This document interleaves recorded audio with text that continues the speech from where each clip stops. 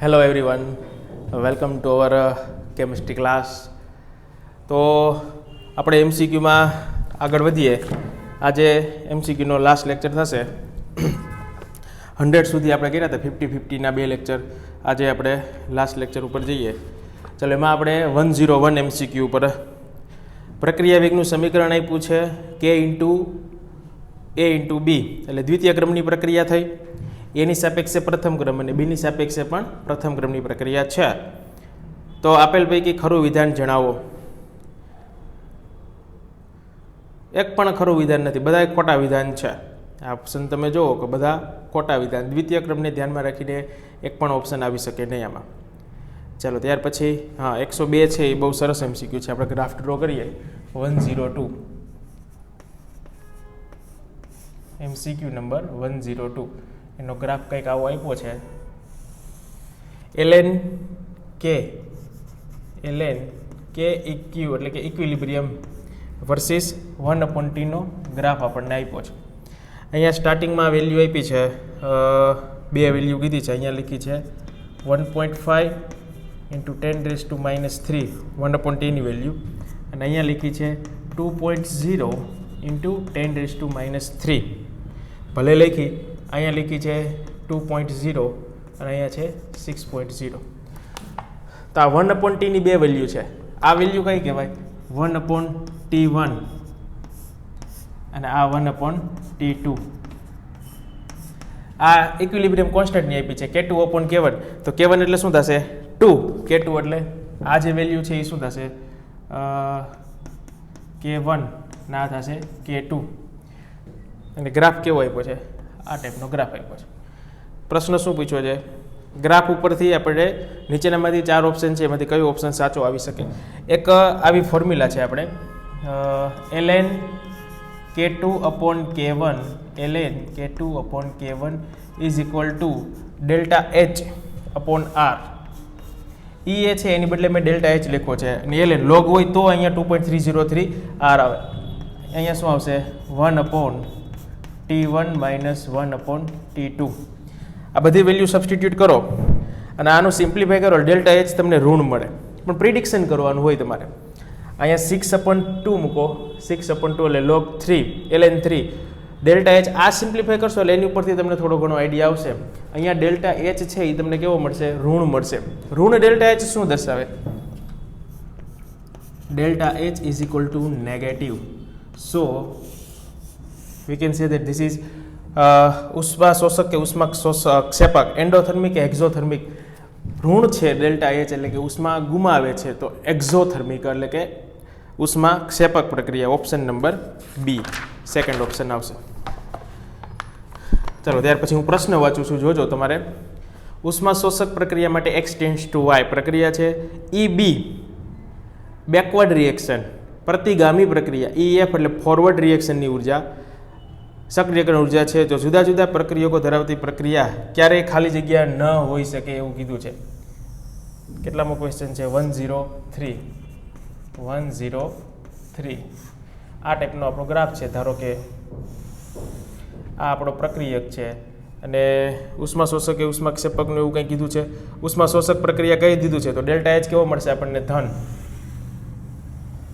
એટલે અહીંયા આવે. જો ઉષ્મા ક્ષેપક કીધું હોત, આ ઉષ્મા શોષક છે, એટલે આ જે ગેપ છે આ ΔH કહેવાય. એ ΔH કેવો આપણે રાખવો પડે? ધન રાખવો પડે. જો ઉષ્મા ક્ષેપક કીધું તો આ ગ્રાફ અહીંયા સુધી લંબાવવાનું થાય. તો અહીંથી અહીંયા સુધીની જે એનર્જી છે એને શું કહેવાય? પુરોગામી પ્રક્રિયાની, એટલે કે EF. અને અહીંથી અહીંયા સુધીની જે છે EB, બેકવર્ડ રિએક્શન. તો ΔH નું સૂત્ર તમે જાણો જ છો. શું થાય? પુરોગામી પ્રક્રિયા માઇનસ પ્રતિગામી. અને એની ઉપરથી તમે ઉષ્મા શોષક પ્રક્રિયા માટે ગણવું હોય તો શું થાય? પુરોગામી પ્રક્રિયા વધારે છે અને પ્રતિગામી પ્રક્રિયાનો ઓછો છે. એટલે આવશે option number A, EB is less than EF. ચાલો, ત્યાર પછી 104. કોઈ પ્રક્રિયા આપી છે, પુરોગામી અને પ્રતિગામી પ્રક્રિયાનું ઉર્જા છે, આજ આપણે મૂકીએ. 104 સૂત્ર ઉપરથી ΔH is equal to EA minus EA dash. E A minus E A dash. બેયની ઉર્જા આપણને આપી છે કિલો જૂલ પ્રતિ મોલ છે 180 અને 200. પુરોગામી પ્રક્રિયાની કેટલી છે 180 અને 200. આની 180 minus 200 we get minus 20 kilo joule પ્રતિ મોલ. તો ડેલ્ટા એચ આપણને કેવો મળે છે ઋણ મળે છે. પ્રક્રિયામાં જુઓ, જો ઉપરોક્ત પ્રક્રિયા ઉદ્દીપક પૂર્વગામી અને પ્રતિગામી પ્રક્રિયામાં બંનેની સક્રિયકરણ ઉર્જા 100 કિલો જૂલ જેટલી ઘટાડે 100 કિલો જૂલ જેટલી ઘટાડે તો આમાં ઉદ્દીપકની હાજરીમાં એન્થાલ્પીનો ફેરફાર કેટલો થાય? શું થાય? ઉદ્દીપક પૂર્વગામી અને પ્રતિગામી પ્રક્રિયાનો વેગ કેટલી રીતે સમાન રીતે વધારે છે તો ડિફરન્સ કેટલો આવશે 20. એન્થાલ્પીનો ફેરફારનો ડિફરન્સ કેટલો આવે? 20 જ આવશે. -20 છે પણ આપણે 20 તો -20 તો છે નહીં, પણ કેટલો આવશે ઓપ્શન 20. ચાલો ત્યાર પછી 105 ઉષ્માક્ષેપક પ્રક્રિયા માટે પ્રક્રિયકોની સક્રિયકરણ ઉર્જા નિપજોની સક્રિયકરણ ઉર્જા કરતાં કેવી હોય? ઉષ્માક્ષેપક પ્રક્રિયા માટે આમાંનામાં આપણે ગ્રાફમાં હાઇલાઇટ કરી દઉં તમને કેના માટેની વાત કરી છે. ઉષ્માક્ષેપક માટે આ રીતે ગ્રાફ આવે અને ડેલ્ટા એચ છે આપણને ઋણ મળે છે. તો આ ઉર્જા છે એ વધારે થઈ ગઈ, આ જે ઉર્જા છે વધારે થઈ ને આ ઉર્જા છે એ ઓછી થાય. હમણાં આની પહેલાં મેં ગ્રાફમાં વાત કરી હતી એના જેવું થયું. તો પ્રક્રિયકોની કેવી થશે? ઓછી થશે. સોરી, નિપજોની ઉર્જા કેવી થશે? ઓછી. સક્રિયકરણ ઉર્જા એટલે કે ઓછી ઉર્જાની જરૂર પડે. हाँ 106 स्टार करो.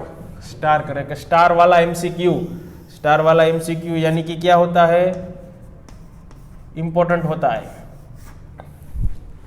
દરેક 10 અંશ સેલ્સિયસના તાપમાનના વધારા સાથે પ્રક્રિયાનો વેગ બમણો થાય છે. તો આપણને ખબર છે, આ તો સારું કહેવાય, બિચારા આપી દે છે. જો ન આપ્યું હોત તો એનો મિનિંગ તો એ જ થાય કે 10 અંશ સેલ્સિયસનું તાપમાન વધારો પ્રક્રિયાનો વેગ બમણો થાય છે. 60 અંશ સેલ્સિયસનો વધારો કરવામાં આવે, કેટલો સીધો? તો 10 અંશ સેલ્સિયસનો કરવામાં આવે તો બમણો થાય છે. તો 0 થી 10, 20, 30, 40, 50 અને 60 આટલો આપણે ફેરફાર કરવામાં આવે છે. ચાલો તો જોવો જી, બમણો બમણો બમણો બમણો કરતા જાઓ. કેટલી વખત આપણે કર્યું? 1, 2, 3, 4, 5 અને 6 ટાઈમ. કેટલી વખત કર્યું? તો 2⁶ ઇઝ ઇક્વલ ટુ 2 × 2. આવો આન્સર તમારો આવે. 2 × 4 = 8, 8 × 16, 16 × 32, 32 × 64, 64 ગણો. અરે વાહ, શું આવ્યો? કેટલો? 64. મોસ્ટ ઇમ્પોર્ટન્ટ સ્ટાર કરી દો. આ ટાઈપના એમસીક્યુ છે એ પૂછાય છે JEE નીટ માટે. ચાલો ત્યાર પછી પ્રયોગશાળામાં એક જીવ રાસાયણિક બાયોકેમિકલ રિએક્શન છે એ પ્રયોગશાળામાં કરવામાં આવે છે. પછી માનવ શરીરની બહાર ઉત્સેચકની ગેરહાજરીમાં, માનવ શરીરની બહાર ઉત્સેચકની ગેરહાજરીમાં પ્રક્રિયા વેગ કેટલો થાય છે? 10⁻⁶ ગણો. ઉત્સેચકની હાજરીમાં કરવામાં આવે તો સક્રિયકરણ ઉર્જા છે એ કેટલી થશે? ઓપ્શન એવા આપ્યા છે જાણે આપણને એમ થાય કે કંઈક કેલ્ક્યુલેશન આવતી હશે 6/RT. ઓહો, આ તો શું છે, કઈ રીતે ગણતરી કરવી? પાછું મૂલ્ય આપ્યા છે 10⁻⁶. તો પ્રયોગશાળામાં થતી પ્રક્રિયાની EA થી જુદું મૂલ્ય ધરાવે. તો ચોખ્ખું જ છે ને, પ્રયોગશાળામાં થતી હોય અને માનવ શરીરમાં થતી હોય, બેયનું મૂલ્ય સક્રિયકરણ ઉર્જાનું કેવું હોય? અલગ અલગ. ઉદ્દીપકની હાજરીમાં પ્રક્રિયા કેવી? આપણી બોડીમાં ઉદ્દીપક ઉત્સેચકો હોય, ઉત્સેચકની હાજરીમાં પ્રક્રિયા થતી હોય. પ્રયોગશાળામાં ઉત્સેચક ન હોય, કોની હાજરીમાં? ઉદ્દીપકની હાજરીમાં થતી હોય. પણ ઉદ્દીપક જ નથી એટલે કે ઉત્સેચક જ નથી, તો પ્રક્રિયા છે એ ધીમી થશે. ધીમી થાય તો સક્રિયકરણ ઉર્જા કેવી હોય? વધારે. ઉત્સેચકની હાજરીમાં પ્રક્રિયા કરવામાં આવે તો સક્રિયકરણ ઉર્જા કેવી હોય? ઓછી. ચાલો ત્યાર પછી 108 જોઈએ. નાનો એવો એમસીક્યુ છે. કઈ પ્રક્રિયા આપી છે? 3A it gives 2B.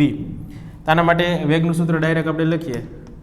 વેગ બરાબર -1/3 dA/dt is equal two +1/2 dB/dt.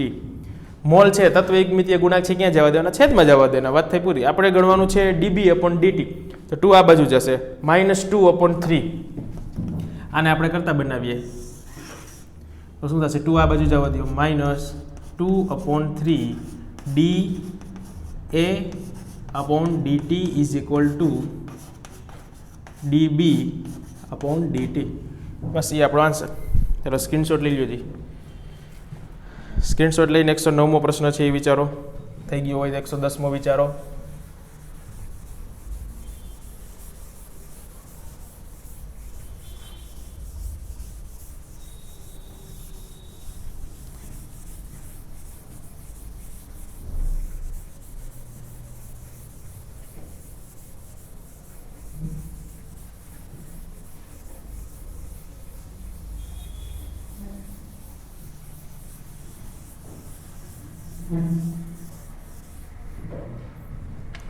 ચલો ત્યાર પછી આપણે જોઈએ ક્વેશ્ચન નંબર 109. પ્રક્રિયા કોઈ આપી છે, ક્યારે શૂન્ય ક્રમની થશે? શૂન્ય ક્રમની પ્રક્રિયા માટે શું હોય? Question number 109. પ્રક્રિયાનો વેગ છે is equal two k into પ્રક્રિયકની શૂન્ય ઘાતાંક. એટલે શું થાય? વેગ બરાબર કે. આવું આપણને સૂત્ર મળે. આ પ્રક્રિયકની સાંદ્રતા છે એમાં તમે ગમે તેટલો ફેરફાર કરો, વેગ કેવો થશે? અચળ. કેમાં? શૂન્ય ક્રમમાં. હવે જો એ પ્રથમ ક્રમની હોય, વેગ બરાબર કે ઇન્ટુ r⁻1 છે. હવે આમાં આની સાંદ્રતા આપણે બદલાવીએ. ધારો કે હું આની સાંદ્રતા બમણી કરું છું તો વેગ કેટલો થાય? બમણો થાય, કારણ કે 2 ની 1 ઘાત થાય. અહીંયા બમણી સાંદ્રતા કરું તો 2 ની 0 ઘાત, એટલે વેગ હતો એટલો ને એટલો રહેશે. તો શૂન્ય ક્રમની પ્રક્રિયા માટે વેગ છે એ કેવો રહેશે? અચળ. કોઈ પણ સાંદ્રતા, તમે મન પડી સાંદ્રતા આપણે ગ્રાફથી પણ સમજાવ્યું હતું, તો બસ આપણો ઓપ્શન આવી જઈ ગયો બી. કોઈ પણ સાંદ્રતા એ વેગ કેવો રહેશે? સમાન, કે અચળ રહેશે. ચાલ ત્યાર પછી એક પ્રક્રિયા આપી છે 30°C તાપમાને અને 60°C તાપમાને. વેગ અચળાંક કેના 2 મૂલ્યો આપ્યા છે અને એ ગણવાનું છે. તો સૂત્ર તો કે સર અમારે નીટમાં શું કરવાનું થશે? નીટમાં તો જેડબલી નીટ છે એમાં તો લોગ ટેબલ હોય નહીં. આ તો લોગવાળો દાખલો થયો. તો લોગવાળો દાખલો ભલે ન થયો, ત્યાં લોગનું મૂલ્ય છે એ સીધું તમને આપી દીધેલું હોય. સૂત્ર કયું આવશે? Log K2/K1 is equal two EA/2.303R 1/T1 minus 1/T2. શું ગણવાનું કીધું છે? સક્રિયકરણ ઉર્જા એ ગણવાની કીધી છે. આરનું મૂલ્ય કાંઈ એમાં આપ્યું નથી. ઓપ્શન જુઓ, ઓપ્શન જે આપ્યા છે કેલરીમાં આપ્યા છે, તો આરનું મૂલ્ય તમારે કેટલું લેવાનું થશે? 1.987. આ પોઈન્ટ છે 1.9. લોગનું મૂલ્ય ભલે નાનું સાદુરૂપ સીધું તમને આપી દીધું છે, આખે આખું એનું સાદુરૂપ સીધું આપી દીધું છે. એ ગણવાનું છે. તો આ તો મોઢે તમારે સરવાળા બાદ બાકી ગુણાકાર કરવા પડે. આરની કિંમત અહીંયા ખાસ અહીંયા રાઉન્ડ કરજો કે આર શું લેવાનો છે. ચાલો ત્યાર પછી 111 પ્રક્રિયા કોઈ આપી છે, એમાં એ પુરોગામી પ્રક્રિયાની સક્રિયકરણ ઉર્જા ભલે અમને ખબર છે. તો પુરોગામી પ્રક્રિયાની ઉર્જા કેટલી હોય? તો વધારે હોય ને ઓછી હોય? ઉષ્મા શોષક અને ઉષ્માક્ષેપક ઉપર આધાર રાખીને આપણે જે ગ્રાફ ડ્રો કર્યો હતો, ઉષ્મા શોષક હોય તો અહીંયા સુધી, ઉષ્માક્ષેપક હોય તો અહીંયા સુધી. તો ઉષ્મા શોષક અને ઉષ્માક્ષેપક માટે બેયમાં પુરોગામી પ્રક્રિયા અને પ્રતિગામી પ્રક્રિયા, એટલે આપણે આ સૂત્ર ઉપરથી નક્કી કરતા હતા 111. તો આપણી પાસે એક આવું સૂત્ર હતું, delta H is equal to EA minus EA'. પુરોગામી પ્રક્રિયાની પ્રતિગામી પ્રક્રિયા તો હંમેશા સરખી હતી? સરખી હોય નહીં. આ બે છે એ અલગ અલગ હોય. ઉષ્મા શોષક માટે અલગ હોય, ઉષ્મા ક્ષેપક માટે અલગ મૂલ્ય હોય છે. એટલે વધારે હોય અથવા ઓછી પણ હોય. આમાં કીધું નથી. જો સ્પેસિફાઈ કીધું જ હોત કે ઉષ્મા શોષક માટે કેટલી, ઉષ્મા ક્ષેપક માટે કેટલી, તો સ્પેશિયલ આપણે હાઇલાઇટ કરવું પડે. ચાલો પ્રથમ ક્રમની પ્રક્રિયા આપી છે. 1 કલાકમાં 0.8 મોલ પ્રક્રિયક છે એ, 0.6 મોલ છે પ્રક્રિયક બી. તો 0.9 મોલ એ ને આટલા મોલમાં ફેરવવા માટે કેટલો સમય લાગે? સરસ પ્રશ્ન છે. 112 112. ચલો તો બે પ્રક્રિયા છે, બે અલગ અલગ સમય છે. એમાંથી બીમાં કન્વર્ટ થાય છે. આપણે કન્ડિશન 1 અને કન્ડિશન 2 બેમાં પ્રક્રિયા શું થાય છે? A ટેન્ડ્સ ટુ B પ્રક્રિયા છે, A ટેન્ડ્સ ટુ B. હવે શું કીધું છે? શરૂઆતમાં પહેલાં કેટલી છે? 0.8 મોલ એ છે. કેટલી છે? 0.8 મોલ એ છે. ત્યારે બી કેટલો હોય? બી તો બન્યો હોય નહીં શરૂઆતમાં. ત્યારે પછી કીધું છે સંતુલનને બી કેટલો મળે છે? આ શરૂઆતમાં છે. સંતુલન અહીંયા કેટલો મળે છે? 0.6 મોલ મળે છે. તો વૈધો કેટલો હોય? 0.2 મોલ વૈધો હોય. એ શરૂઆતમાં 0.8 મોલ છે, ત્યારે બી તો બન્યો જ ન હોય.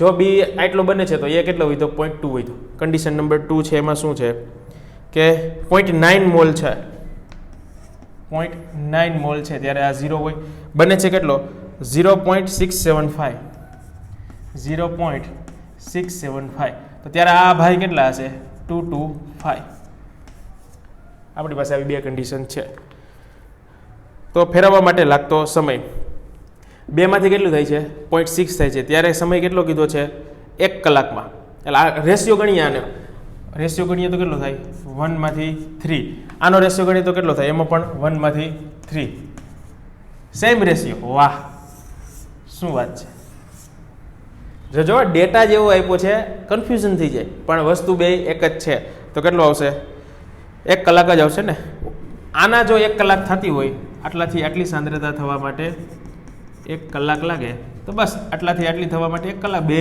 એક જ વસ્તુ છે ખાલી આપણને અલગ અલગ સ્વરૂપમાં આપ્યું છે આ કન્ડિશન 1 અને કન્ડિશન 2 ક્લિયર સરસ પ્રશ્ન ચાલો ત્યાર પછી રાસાયણિક પ્રક્રિયાનો વેગ અને વેગ અચળાંક સમાન હોય વેગ અને વેગ અચળાંક સમાન હોય તો કયા ક્રમની શૂન્ય ક્રમની પ્રક્રિયા ઓપ્શન નંબર એ આરએનએસ સમીકરણ કે આપ્યું છે પ્રક્રિયકોની સક્રિયકરણ ઉર્જા કેવી રીતે ગણી શકાય આરએનએસનો આપણે ગ્રાફ ડ્રો કર્યો તો log k વિરુદ્ધ 1/t log k ચાલો જોઈએ આપણે ગ્રાફ ડ્રો કરીએ આપણું સમીકરણ શું હતું આરએનએસનું સમીકરણ log k બરાબર log a minus ea upon 2.303 RT આમાં આપણે આલેખ ડ્રો કર્યો તો 1/t કોના વિરુદ્ધ કોનો હતો log k વર્સિસ 1/t નો આલેખ આપણે દોર્યો log k વર્સિસ 1/t એની ઉપરથી આપણે ઢાળ ડ્રો કરતા હતા અને ઢાળ ઉપરથી આપણને શું મળે છે આલેખ આપણે ડ્રો કરીએ અને એનો ઢાળ ડ્રો કરીએ ઢાળ ઉપરથી આપણને શું મળે ઈ ઢાળ કેટલો થશે આ શું છે ઢાળ ઢાળ ઉપરથી આપણને ઈ સરળતાથી મળે log k વર્સિસ 1/t ઢાળ ડ્રો કરો આલેખ ડ્રો કરો સીધી રેખા અને માઇનસ ઈ અપોન 2.303 છે એ શું થાય એનો ઢાળ એની ઉપરથી સક્રિયકરણ ઉર્જા મળે ચાલો ત્યાર પછી પ્રથમ ક્રમની પ્રક્રિયાની સાંદ્રતા 0.5 હોય ત્યારે વેગ આટલો છે તો અર્ધઆયુષ્ય સમય કેટલો ક્વેશ્ચન નંબર 115 ક્વેશ્ચન નંબર 115 પ્રથમ ક્રમની પ્રક્રિયા છે વેગ બરાબર k × a⁻1 વેગ બરાબર k × a⁻1 વેગ આપ્યો છે આની ઉપરથી શું મળે k મળે એ k ગોતો એટલે k = 0.693/t half t half = 0.693 એની ઉપરથી t હાફ મળે ત્યાર પછી પ્રથમ ક્રમની પ્રક્રિયા માટે આ પ્રક્રિયકની સાંદ્રતા એટલે વેગ આટલો છે તો અર્ધઆયુષ્ય સમય સેમ પ્રોસેસ ત્યાર પછી બે તબક્કામાં પ્રક્રિયા થાય છે ધીમો તબક્કો આપ્યો છે ઝડપી તબક્કો આપ્યો છે તો કઈ પ્રણાલી પ્રક્રિયાનો વેગ નક્કી કરવામાં મદદરૂપ થશે કઈ પ્રણાલી માત્ર બી ધીમો તબક્કો એક જ વેગ નિર્ણાયક તબક્કો છે બીજું કોઈ આવે નહીં તો ઓપ્શન નંબર ડીમાં જવાબ શું આવે છે માત્ર બી પ્રથમ ક્રમની પ્રક્રિયા એટલે બીની એની સાંદ્રતા 0.5 મોલર અને વેગ અચળાંક k હોય તો પ્રક્રિયાનો અર્ધઆયુષ્ય સમય શું થાય સાંદ્રતા કેટલી કીધી છે 0.5 મોલર તો પ્રક્રિયકની સાંદ્રતા અડધી થઈ ને 0.5 મોલર એટલે અડધી એટલે 0.693/k એ જ આવશે અરે આ રીતે થોડુંક ઊંધું વિચારવાનું છે 118 જોજો અડધી સાંદ્રતા એટલે t half = 0.693/k એ આપણે ખરેખર આવ્યું હતું કઈ રીતે 0.693 log 2 અને 2.303 આવ્યું હતું 2.303 log 2/k આવું હતું તો 2. આટલાને મારે લખવું હોય તો શું લખી શકાય ln k લખી શકાય સોરી ln2/k કા ln ગમે તે હોય ને લોગમાં કન્વર્ટ કરવું હોય તો શું કરી શકાય 2.303 વડે મલ્ટીપ્લાય કરવા આપણે લોગમાં કન્વર્ટ થઈ જાય બસ આ આપણો આન્સર મસ્ત ક્વેશ્ચન ln2/k ચાલો ત્યાર પછી 119મો જોવો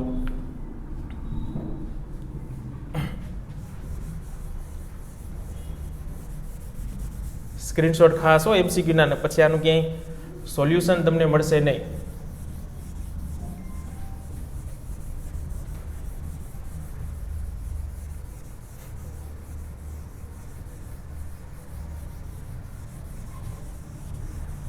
અને ફેરબુક તમે જે બનાવી છે એમાં વ્યવસ્થિત લખતા જાજો.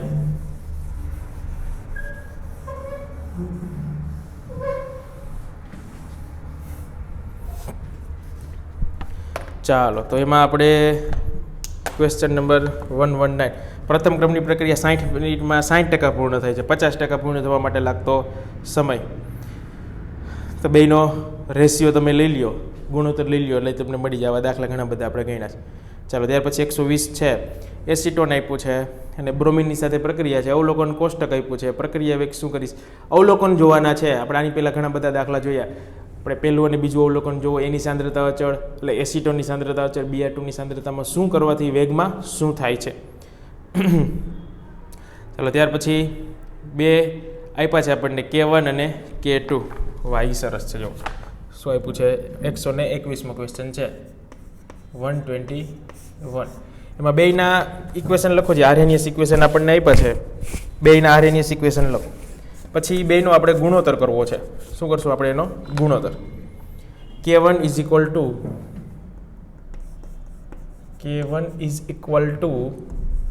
10⁻16 ઇન્ટુ e⁻2000/t. એક આવું સમીકરણ છે. પછી બીજું સમીકરણ છે K2 is equal two 10⁻15 into e⁻1000/t. આવા બે ઇક્વેશન છે. કયા તાપમાને K1 અને K2 છે બે સરખા છે. અહીંયા આપણને કહી દીધું છે K1 is equal two K2 છે. તો આ બેને આપણે કમ્પેરિઝન કરીએ અને આપણે ગુણોત્તર પણ લખી શકીએ.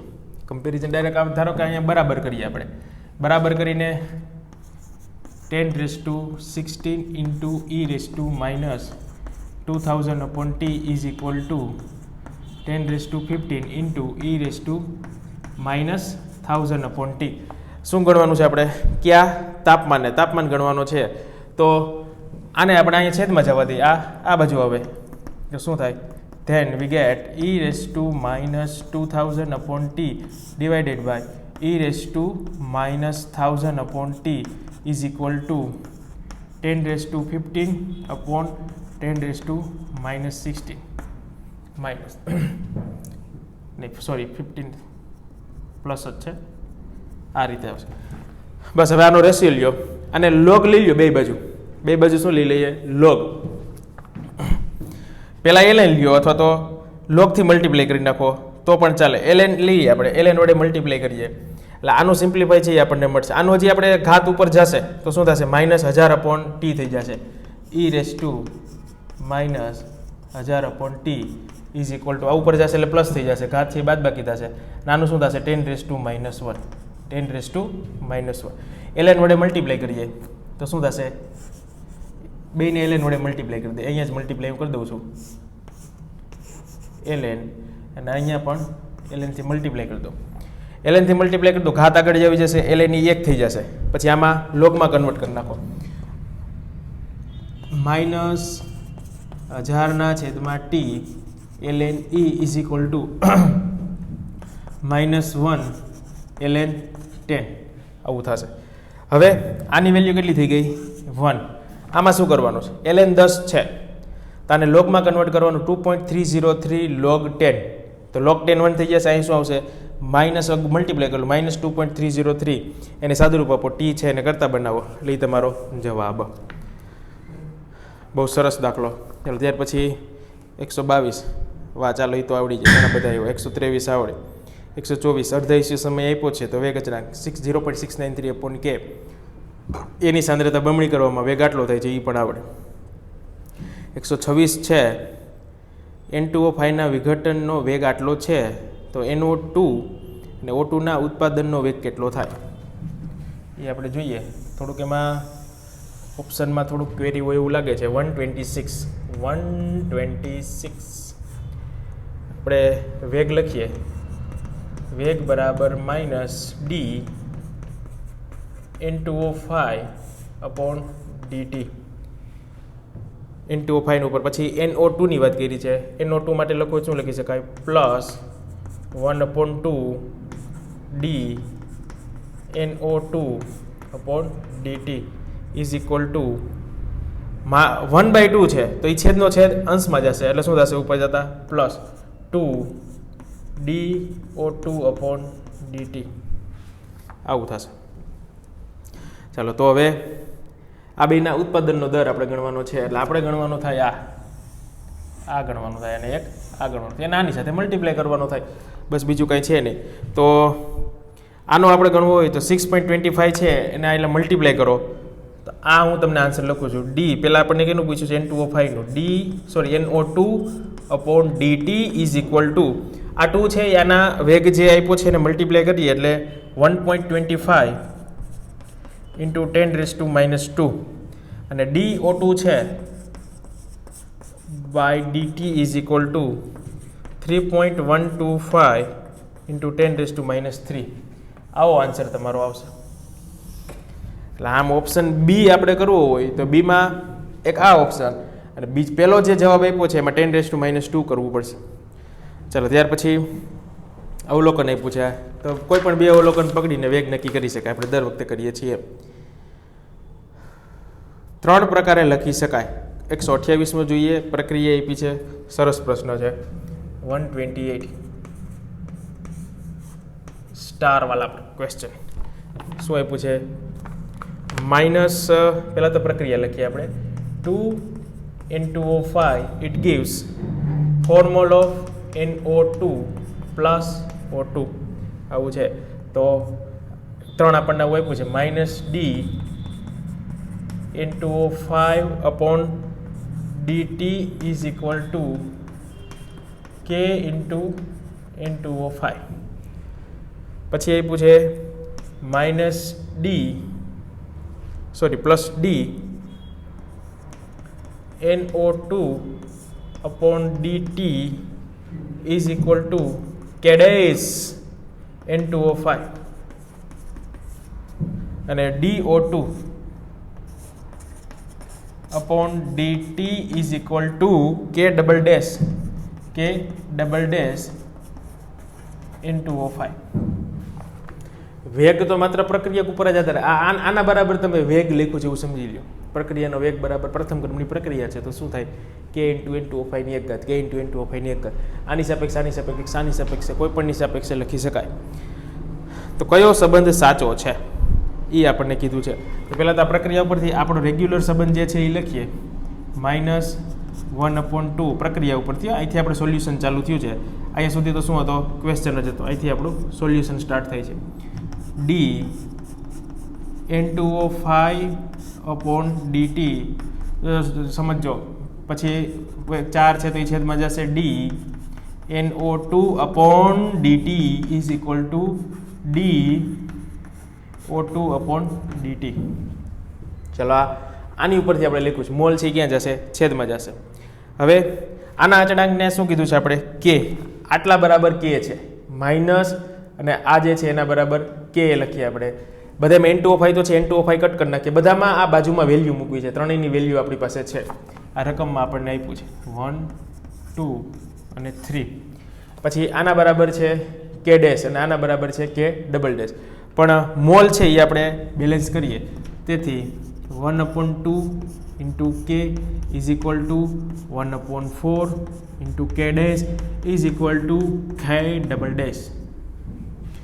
બસ પૂરું થઈ ગયું. હવે આ ડાવડો સબ્જેક્ટ કરો ઓપ્શન જોઈએ એ ઓપ્શન છે K ડેશ બરાબર 2K K ડેશ બરાબર 2K આ બેને કમ્પેરિઝન કરવાનું કીધું છે. K ડેશ બરાબર આ 4 ઉપર જશે 2 છેદમાં આવશે તો સાચી વાત છે 4 ઉપર અહીંયા 2 છેદમાં અને K બરાબર K ડેશ તો K ડેશ બરાબર 2K એ તો સાચું. ચાલો K ડબલ ડેશ બરાબર K ડબલ ડેશ બરાબર K નથી ચલો એ ઓપ્શન ન આવે. બીજો ઓપ્શન K ડેશ બરાબર 2K એ સાચું. K ડબલ ડેશ બરાબર K પણ બરાબર છે આ અને આ બી જોવો સરખાવો તો ઓપ્શન નંબર બી કયો આવશે ઓપ્શન નંબર બી. સરસ પ્રશ્ન. ચાલો, ત્યાર પછી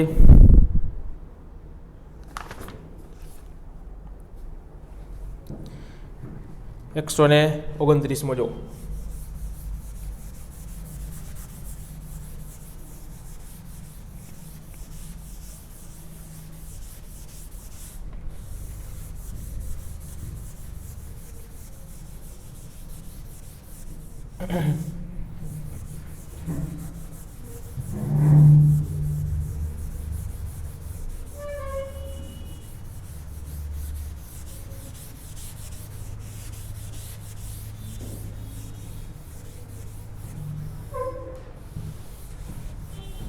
ક્વેશ્ચન નંબર 129 2⁹ એટલે આ 512 10 થી 100 અંશ સેલ્સિયસ જેટલું કર્યું છે એટલે 9 ગણો થાય બમણો એમ કરતા જાય એટલે 2⁹ એમાં આવે 129 છે 129 એમાં શું કીધું છે ક્યાંથી 10 થી 100 અંશ સેલ્સિયસ 10 અંશ સેલ્સિયસથી 100 અંશ સેલ્સિયસ એટલે 2⁹ આવે કેટલો આવે 2⁹ એ આપણો આન્સર થાય 2⁹ ચાલો પછી આ તો સૂત્ર જ છે સાવ ઇઝી 131માં 2 તાપમાન આપ્યા છે આરનું મૂલ્ય આપ્યું છે કે કીધું છે શું થાય છે બમણો થાય છે તાપમાન વધારવામાં આવે તો પ્રક્રિયાનો વેગ બમણો થાય છે તો આપણે આવું સૂત્ર મૂકવું પડે 131 આપણે જે સૂત્ર છે log K2/K1 = EA/2.303 R 1/T1 - 1/T2 આ મૂલ્ય છે એ બમણું કીધું છે log 2 થઈ જાય આ બસ આ મારે કહેવાનું હતું બાકી તો EA ગણવાનું છે R ની વેલ્યુ આપી છે બાકી log તો આમાં log 2 છે એ તો ખબર પડે 0.3010 ક્લિયર ચાલો ત્યાર પછી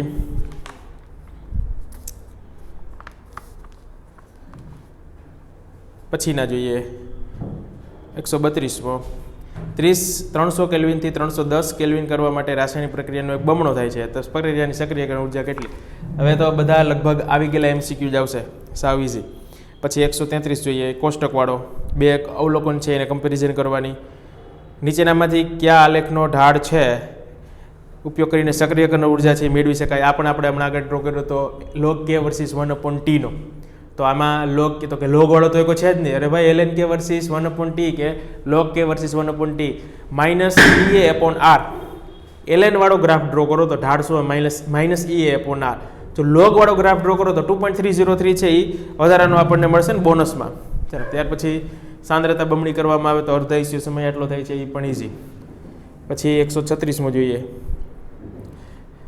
વેગ અચળાંક આપ્યો છે 5 મોલર સાંદ્રતા છે 20 મિનિટ પછી ચાલો લગભગ તો બધા હવે આવડશે જ 138 અને 139 છે આમ તો એ આપણે આ ક્વેશ્ચન આ ચેપ્ટરના કહેવાય નહીં સોલિડ સ્ટેટના કહેવાય પહેલું ચેપ્ટર જે છે બરોબર છે